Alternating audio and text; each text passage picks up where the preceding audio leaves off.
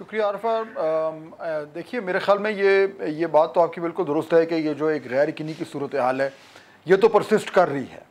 अच्छा, election commission के हवाले से जिस कॉलम का आपने जिक्र किया उसमें मैंने ये लिखा था कि 3 ऑप्शंस हमारे सामने हैं कि 90 दिन में हो जाएंगे इलेक्शन, या फरवरी तक होंगे, या फिर उसके बाद अगर आगे डिले होते हैं तो वो तो फिर कुछ भी हो सकता है। तो उसमें जो मेरी अंडरस्टैंडिंग है, जो मेरी बातचीत हुई है लोगों से, उसमें तो ये लग रहा है ज़्यादातर इम्कानात ये हैं कि इलेक्शन फरवरी में होंगे।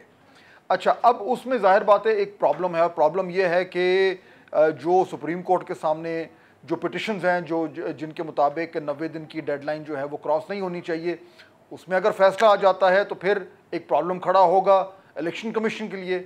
और अगर वो फैसला, अगर ये सदर वाला जो मामला है, अगर ये भी अदालत में जाता है, अगर वो कोई डेट अनाउंस कर देते हैं तो फिर भी जाहिर बात है मामला अदालत में ही जा रहा है। तो मेरे ख्याल में 2 कॉम्प्लिकेटिंग फैक्टर्स हैं। पहला ये है कि अदालत इसके ऊपर क्या जजमेंट देगी, क्योंकि दूसरी तरफ से जो डिफेंस तैयार हो रहा है कि जो इलेक्शन कमीशन का जो मौक़िफ़ है वो डिफेंस भी आइन की जो शिकें हैं उनका हवाला देकर वो डिफेंस तैयार हो रहा है। तो पहली बात जो कॉम्प्लिकेशन है कि ये मामला जाएगा सुप्रीम कोर्ट के पास और वो क्या फ़ैसला देंगे, और दूसरी कॉम्प्लिकेशन ये है कि अगर वो ये फैसला देते हैं तो उसके बाद उस पर क्या रद्द अमल होगा।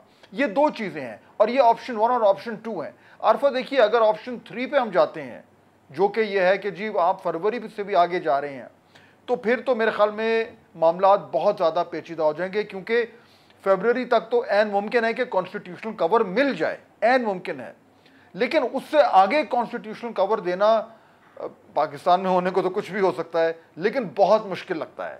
तो मुझे तो लग रहा है कि यह ऑप्शन 1 होगा या ऑप्शन 2 होगा।